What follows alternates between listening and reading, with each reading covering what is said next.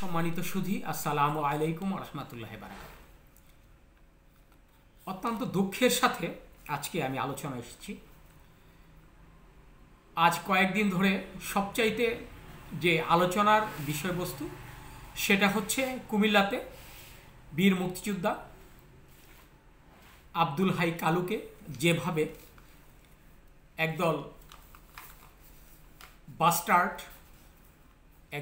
একদল যারা এদেশের স্বাধীনতা বিরোধী, যারা এদেশকে কখনোই শান্তিতে থাকতে দিতে চায় না, সেরকম একজন রাজাকারের হয়তোবা তারা রাজাকারের পুত্র, এই ধরনের কিছু নেতাকর্মী আব্দুল হাই কালুকে জুতার মালা গলায় দিয়ে সমস্ত এলাকায় ঘুরিয়েছে। 1971 সালে যাদের রক্তের বিনিময়ে, যাদের ত্যাগের বিনিময়ে আজকে আমরা একটি স্বাধীন বাংলাদেশ পেয়েছি, একটি স্বাধীন পতাকা পেয়েছি, সেই স্বাধীন পতাকার জন্য যাদের রক্তে রঞ্জিত হয়েছিল বাংলাদেশ, যাদের জীবন যৌবন সব কিছু বিলিয়ে দিয়ে এই দেশের জন্য যারা অস্ত্র হাতে নিয়েছিল, সেই রকম একজন মহান ব্যক্তিকে একদল কুলাঙ্গার, একদল রাষ্ট্রবিরোধী এবং একদল জারক সন্তান, তারা এই একজন মহান ব্যক্তিকে জুতার মালা গলায় দিয়ে তারা ঘুরিয়েছে। আসলে এই জুতার মালাটা আব্দুল হাই কালুকে নয়, যারা এটার সাথে জড়িত হয়েছে, যারা এটার সাথে জড়িত ছিল, যারা এই অপকর্মটি করেছে, যারা এই কুকর্মটি করেছে, তাদের বাবা মা, তাদের আত্মীয় স্বজন এবং তাদের ব্যক্তিগত যারা পরিচিত সকলের গলায় এবং সারা বাংলাদেশকে তারা এই অপমান অপদস্থ করেছে। আসলে আমরা কখনোই কোনো বিশেষ ব্যক্তি, যারা গুণী ব্যক্তি, তাদের অপমান কখনোই আমরা সহ্য করি না। সেটা হোক বিএনপি, জাতীয় পার্টি, জামাত, জাসদ কিংবা আওয়ামী লীগ, আমরা কাউকে অপমান করতে চাই না। আমরা আমাদের মতের বিরোধ থাকতে পারে, আমাদের রাজনীতিতে আপনার হয়তো বিরোধিতা থাকতে পারে, তাই বলে একজন বিশেষ ব্যক্তির যে বিশেষ একটি এদেশের যে সম্মাননা রয়েছে, সেই সম্মানটুকু আপনাকে আমাকে সকলকেই দেখাতে হবে। এটা নিয়ে আমরা কোনো রাজনীতির মধ্যে নেই। 1971 সালে এদেশের জন্য হিন্দু, মুসলমান, খ্রিস্টান, বৌদ্ধ এমনকি আপনার পাহাড়ি জনগোষ্ঠীরাও এদেশকে স্বাধীন করার জন্য যেভাবে আপনার রক্ত দিয়েছে, এই রক্তের বিনিময়ে আমরা যে একটি বাংলাদেশ পেয়েছি, একটি স্বাধীন রাষ্ট্র পেয়েছি, একটি মানচিত্র পেয়েছি, একটি জাতীয় পতাকা পেয়েছি, একটি জাতীয় সঙ্গীত পেয়েছি, এটা আমরা কখনোই ভুলতে পারবো না এবং তাদেরকেও আমরা ভুলতে পারবো না। আমরা তাদের প্রতি কৃতজ্ঞ। আমার খুব বেশি কষ্ট হচ্ছে যে একজন 86 থেকে 90 বছরের বৃদ্ধ লোককে যখন জুতার মালা গলায় দিয়ে এলাকায় ঘুরানো হয়,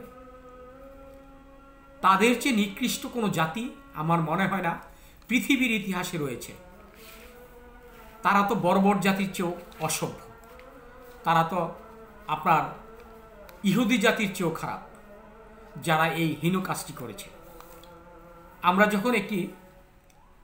যখন কোনো বাসে কিংবা আপনার ট্রেনে উঠি, যখন দেখি একজন বৃদ্ধ লোক দাঁড়িয়ে রয়েছে, আমরা তাকে কোনো ধর্ম, বর্ণ, সে মুক্তিযোদ্ধা কিংবা বেঈমান, ইমানদার, ভালো খারাপ কোনো কিছুই কিন্তু আমরা তখন দেখি না। কারণ সে একজন অভিভাবক হিসেবে, সে একজন আপনার বৃদ্ধ লোক হিসাবে আমরা তাকে আমাদের যে আসনটা ছেড়ে দিয়ে তাকে যে স্থান দেই, এটাই হচ্ছে মানবিকতা, এইটাই হচ্ছে মানবতা, এটাই হচ্ছে আমাদের সৃষ্টতা, এটাই আমাদেরকে শিক্ষা দিয়েছে আমাদের যারা অভিভাবক রয়েছে তারা। কিন্তু যেসব কুলাঙ্গাররা আজকে এই কাজটি করেছে, আমরা তাদেরকে ধিক্কার জানাই এবং ধিক্কার জানাই এইসব রাজনীতিবিদদেরকে, যারা এই মুক্তিযোদ্ধাদের নিয়ে বিভেদ সৃষ্টি করে, মুক্তিযোদ্ধাদের নিয়ে দল পাকায় এবং দলকে বিভক্ত করে। আসলে আমি যদি আজকে সত্য কথাটা বলি, এবং সত্য কথাটা বলতে যে আজকে বিএনপি, আওয়ামী লীগ সহ অনেক দল আছে, তারা হয়তোবা রাগ হবেন কিংবা অভিমান করবেন যে কথাটা হয়তো সত্যি কথা বলেছে। 1971 সালে যারা মুক্তিযুদ্ধ করেছে তাদের মধ্যে কোনো দল থাকার কথা ছিল না, তাদের মধ্যে কোনো বিভেদ থাকার কথা ছিল না, তাদের কোনো রকম ব্যক্তিগত পরিচয় প্রয়োজন ছিল না। তাদের পরিচয় একটাই, তারা মুক্তিযোদ্ধা। তারা এই দেশকে স্বাধীন করার জন্য যে অক্লান্ত পরিশ্রম করে, জীবন যৌবন উৎসর্গ করে এ দেশকে ভালোবেসে, এই দেশের প্রতি যে মায়া, সেই মায়া রেখে তারা 71 সালে যুদ্ধে ঝাঁপিয়ে পড়েছিল। এই ব্যক্তিগুলোকে কখনোই আওয়ামী লীগ, বিএনপি, জাতীয় পার্টি, জামাত, জাসদ কিংবা অন্যান্য দল হিসেবে স্বীকৃতি দেওয়া আমার মনে হয় সবচাইতে বড় বোকামি হয়েছে। এই 1971 সালের পরে এই 53 বছরের ইতিহাসে সবচাইতে নিকৃষ্টতম যেই ঘটনাটা ঘটেছে সেটা হচ্ছে বীর মুক্তিযোদ্ধা আব্দুল হাই কালুকে এই অপমান অপদস্থ করা। আমরা মনে করি, আজকে আমি একটি কথা বলবো যে 1971 সালের পরে এই 1924 সাল পর্যন্ত এই 53 বছরের ইতিহাসে এই বিএনপি এবং আওয়ামী লীগ যখনই ক্ষমতা এসেছে, তারা এই মুক্তিযোদ্ধাদেরকে দুইটি ভাগে বিভক্ত করেছে। কেউ বিএনপির মুক্তিযোদ্ধা, কেউ আওয়ামী লীগের মুক্তিযোদ্ধা। এই কথাটি বিএনপি যদি অস্বীকার করে তাহলে আমি মনে করব তারা এদেশের রাজনীতিতে তাদের আসা কোনো প্রয়োজন নেই।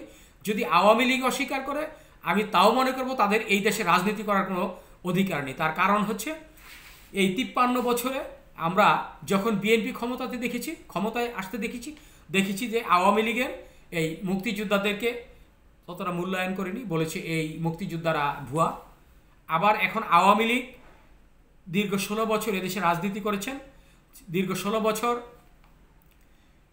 যে শাসন করেছেন, এই শাসন আমলে যারা বিএনপি পন্থী আপনার মুক্তিযোদ্ধা তাদেরকে অপমান করেছে, তাদেরকে মুক্তিযোদ্ধার ভাতা দেয়নি। এই যে বিষয়টা, এই বিষয়টাকে যতদিন পর্যন্ত এই বাংলাদেশে মুক্তিযোদ্ধারা নিরপেক্ষ না হবে, মুক্তিযোদ্ধারা তাদের একটি পরিচয়, সেটা হচ্ছে মুক্তিযোদ্ধা, শুধুমাত্র ফ্রিডম ফাইটার, তারা মুক্তিযোদ্ধা। তাদের কোনো দল নেই, তাদের কোনো মত নেই। তারা যেই দলে আসুক না কেন তারা ভাতা পাবে, তাদেরকে সম্মান দিতে হবে। আমাদের প্রত্যেকটা মানুষ তাদেরকে উঠে দাঁড়িয়ে সেলুট দিতে হবে। এই প্রত্যাশায় যদি সকলের মনে প্রাণে থাকে তাহলে আমি মনে করব বাংলাদেশ ভবিষ্যতে এগিয়ে যাবে একটি দুঃস্বপ্নের রাজ্য থেকে, একটি দুষ্কৃতিকারীদের কবল থেকে। ধন্যবাদ সবাইকে। আসসালামু আলাইকুম।